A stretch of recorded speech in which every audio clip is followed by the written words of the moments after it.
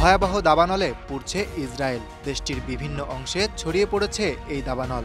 প্রবল বাতাস ও শুষ্ক আবহাওয়ার কারণে আগুন নিয়ন্ত্রণের বাইরে চলে যাচ্ছে বলে জানিয়েছে কর্তৃপক্ষ। পরিস্থিতি এতটাই সংকটজনক যে ইতোমধ্যে জীবন রক্ষায় আন্তর্জাতিক সহায়তার আবেদন জানিয়েছে দেশটি। 30 এপ্রিল বুধবার থেকে আগুন ছড়িয়ে পড়ায় বহু এলাকায় জরুরি ভিত্তিতে বাসিন্দাদের সরিয়ে নেওয়া হচ্ছে। বন্ধ করে দেওয়া হয়েছে তেল আবিব ও জেরুজালেমের মধ্যে সংযোগকারী প্রধান সড়ক রুট 1। সামাজিক যোগাযোগ মাধ্যমে ছড়িয়ে পড়া ভিডিওতে দেখা গেছে কালো ধোঁয়ার ভেতর দিয়ে মানুষজন হেঁটে পালিয়ে যাচ্ছেন। রাস্তায় পড়ে আছে ফেলে যাওয়া গাড়ির সারি। দেশটির ফায়ার সার্ভিসের মতে ইসরায়েলের ইতিহাসে এটি হতে পারে সবচেয়ে ভয়াবহ দাবানল। ফায়ার সার্ভিসের 120টি ইউনিট ও 12টি হেলিকপ্টার দিয়ে আগুন নেভানোর চেষ্টা চললেও পরিস্থিতি নিয়ন্ত্রণে আসেনি। আকস্মিক এই অগ্নিকাণ্ডে অন্তত 13 জন আহত হয়েছেন।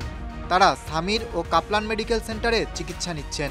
তবে এখন পর্যন্ত কোনো মৃত্যুর খবর পাওয়া যায়নি। ইসরায়েলের প্রতিরক্ষামন্ত্রী ইসরায়েল কার্তজ বলেন, আমরা এখন জাতীয় জরুরি অবস্থার মধ্যে আছি। জীবন রক্ষা ও আগুন নিয়ন্ত্রণে আনতে আমাদের আন্তর্জাতিক সহায়তা প্রয়োজন। এদিকে পররাষ্ট্রমন্ত্রী গিদন সার ইউরোপীয় মিত্রদের সঙ্গে যোগাযোগ করে ইতিমধ্যে সহায়তা চেয়েছেন। ইতালি ও মেসিডোনিয়া থেকে 3টি বিশেষ ফায়ার ফাইটিং বিমান পাঠানো হচ্ছে বলে জানিয়েছে জাতীয় নিরাপত্তা কাউন্সিল। এদিকে নেভেশাম শহরের আশেপাশে দাবানল ভয়াবহ রূপ নিয়েছে। আগুনের লেলিহান শিখা ছুঁয়ে যাচ্ছে সড়কের পাশের বনভূমি। পরিস্থিতি দ্রুত নিয়ন্ত্রণে না আনলে তা আরও বিস্তৃত এলাকায় ছড়িয়ে পড়তে পারে বলে আশঙ্কা করছেন সংশ্লিষ্টরা।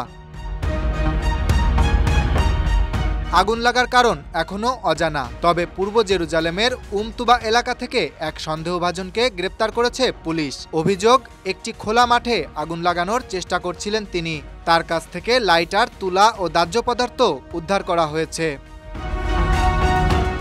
Dhaka express desk report.